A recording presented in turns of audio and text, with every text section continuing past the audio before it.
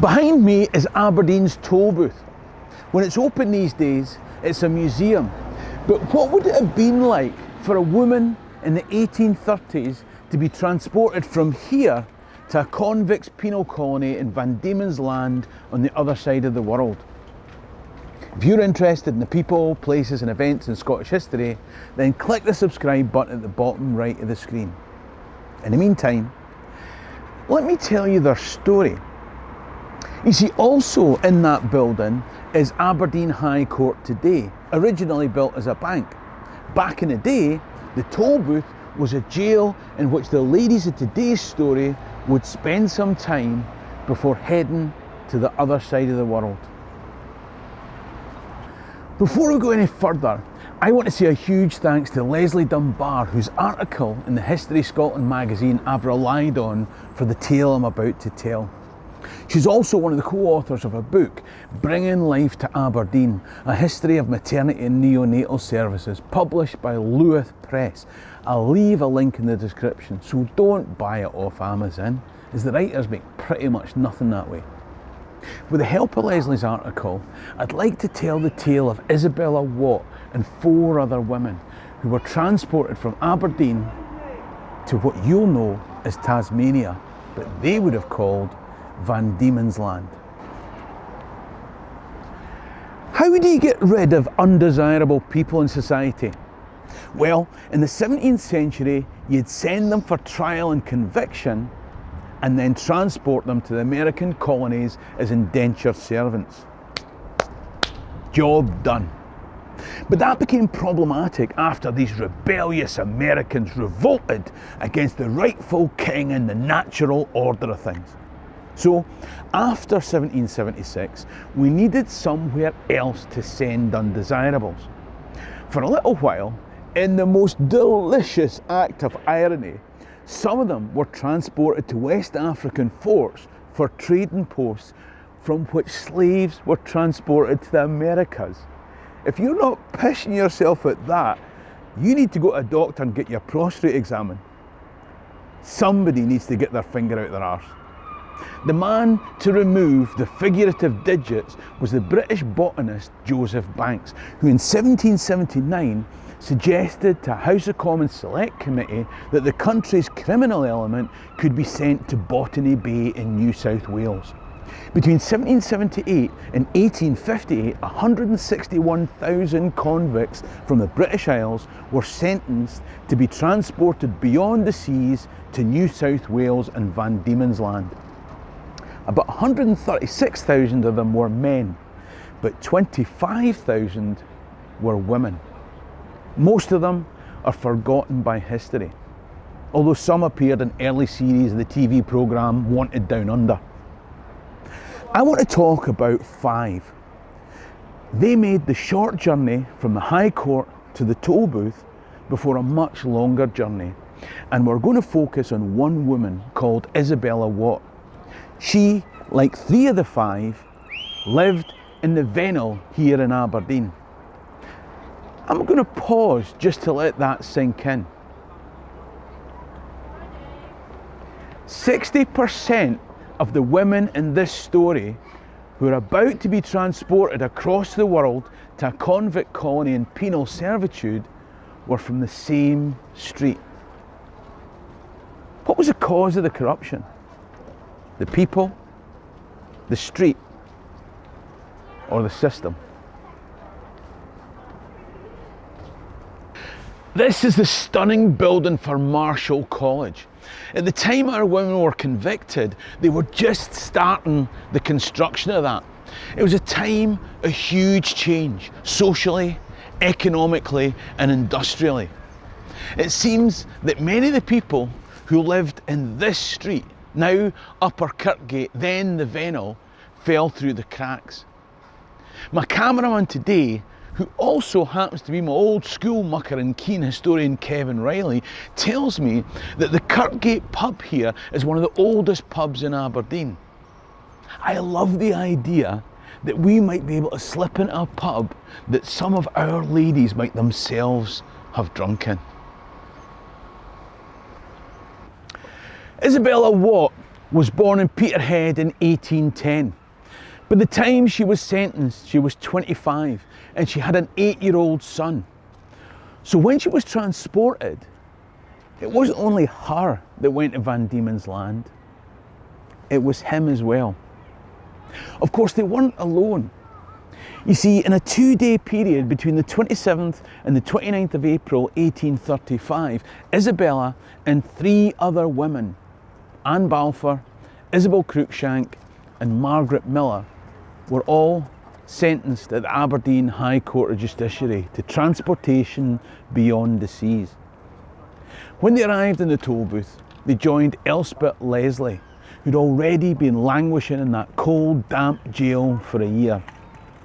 Now, you didn't get transported for a first petty offence, but several petty thefts, that would do it. You would then be guilty of theft, of habit and repute. They say that when Isabella was sentenced, she laughed out loud in court. Was it that she was such a hopeless, inveterate, irredeemable criminal? Or was it, rather, that her 2 brothers had already been transported to Tasmania, and all the judge was unwittingly doing was giving a free passage for a family reunion? Either way, the last bit of Scotland that they would have seen as they passed out of Aberdeen Harbour was here. As I head off across the seas, let me remind you that I'll be back in the Blue Lamp in Aberdeen with my live stand-up show Stories of Scotland on the 14th of September.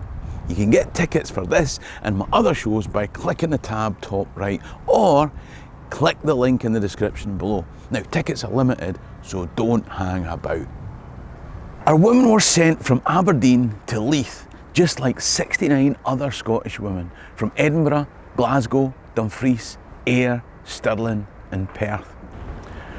They sailed south to Woolwich and boarded the Hector, a small, cramped merchant ship chartered by the Admiralty with the lower deck converted to a prison. This would be home for the next few months.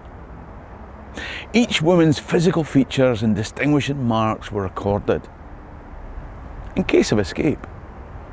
The religion and origin, work experience, and could she read or write? Our only right now to be fed. On 11th of June 1835, with 134 women, 74 Scottish and 60 English, the Hector set sail for Hobart. Most of our women were sentenced to the minimum 7 years. What will you do in the next 7 years? This was the minimum sentence that these women could look forward to. Isabella, along with 12 other women, were convicted for life. In a way, they were all sentenced to life. Convicted men who finished their terms could find some ship and work their passage back to Britain. That work wasn't available to women. In fact, of all those transported, only 5 Scottish women ever returned. As in so many other ways in life, their burden was heavier.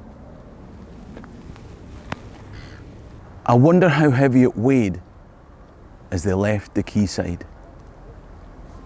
Because the ship's surgeon was paid based on the number of women who reached Van Diemen's Land alive, in some ways, conditions on board were better than assisted passage or clearance. The surgeon superintendent was also responsible for discipline.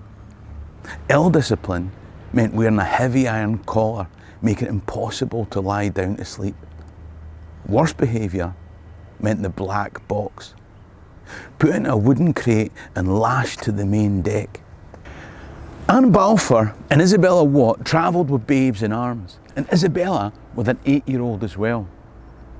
19 weeks after setting sail, the Hector arrived in Hobart. At 4:30 a.m, with hours of darkness left in the night, the convict women disembarked, some trailing children or cradling babes in arms. No longer the ship's superintendent's responsibility, as they made the 2-mile climb towards the female factory at the dead of night, they belonged to the governor's colony. The female factory was the remains of a damp, cold, failed rum distillery. 7,000 women passed through this door, but not all of them made it out alive. A workhouse prison. The purpose of this factory was to take dissolute women and turn them into upright citizen queen bees that would populate a colony for the empire. Along the way, it would use them to knit, spin, weave and sew manufactured goods, or provide servants for the respectable people of the colony. This was a factory in more ways than one.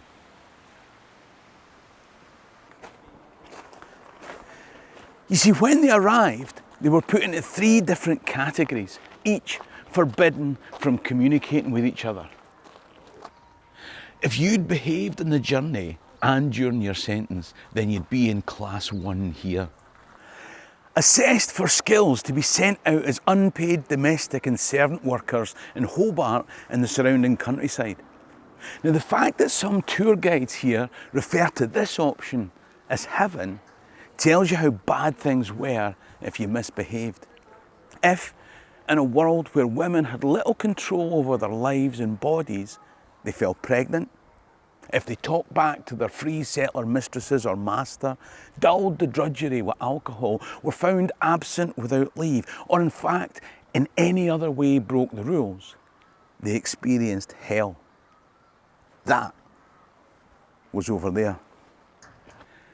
Class 3 women were punished and reformed over here with hard labour, 12-hour shifts outside in the courtyard, ankle deep in cold, muddy water as they bent over stone wash tubs, servicing government laundry contracts on nothing but bread and water.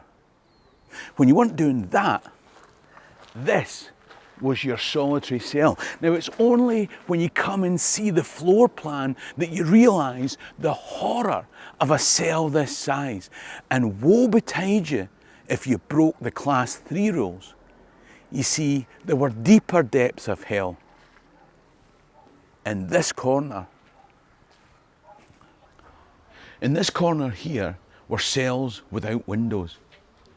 I could ask you to imagine being shut in here in solitary confinement with not even light for company.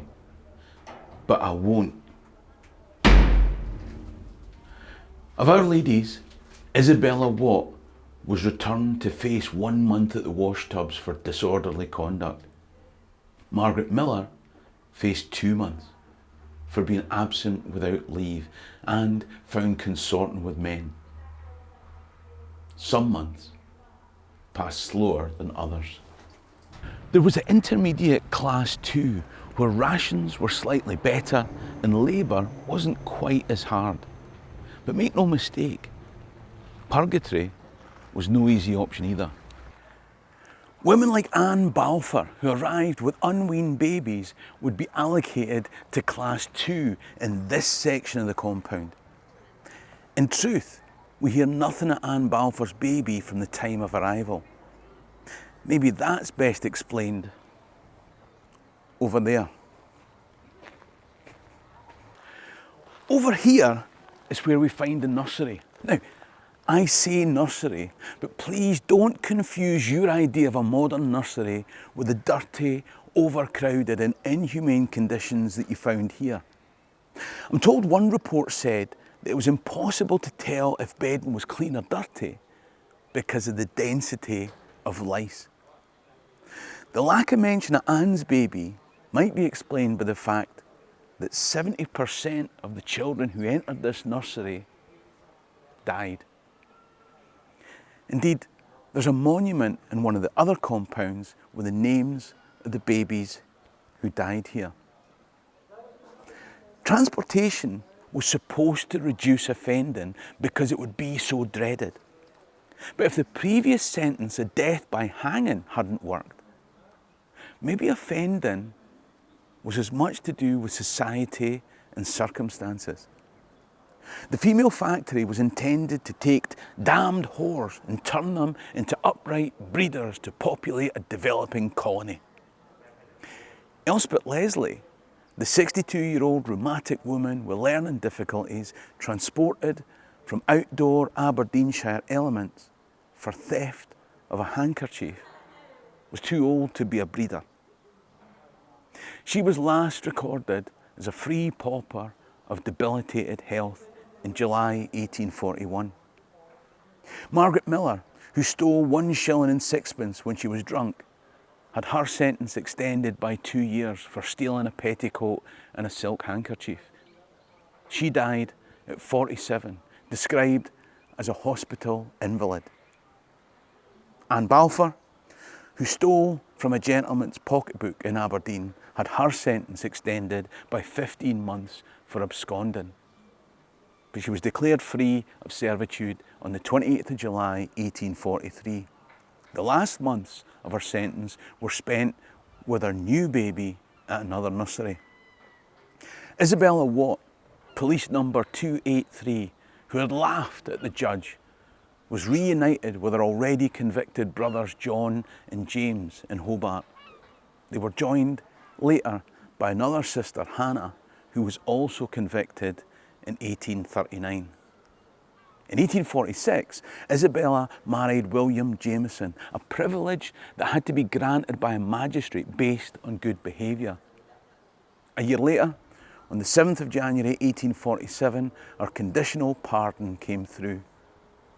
She removed one of her children from the Queen's Orphan School. She lived 15 years free in Tasmania and then 6 in Victoria before she died. In many ways, Isabella was a success story. Not every woman transported was that lucky. She fulfilled the goals of empire and hopefully achieved some stability in her own life. I'm told that around 2 million people in the UK today have ancestors who were Australian convicts. Here in Tasmania, I've seen estimates that as many as 70% of the population claim at least one convict ancestor. The Cascades Female Factory today is one of the most significant historic sites associated with female convicts, with the fantastic tour guides that bring it all to life. It was described by UNESCO World Heritage as having outstanding universal value. But for the women who went through here, it must have been hell on earth. There's another story of hardy colonial Scots coming up on screen now. For additional content and to support the channel, then click the top right to become a Patreon member, or why not support the channel by buying me a coffee in the description below. Ha mi an dochas gwn bí lá málaigh. Cheery and drasta.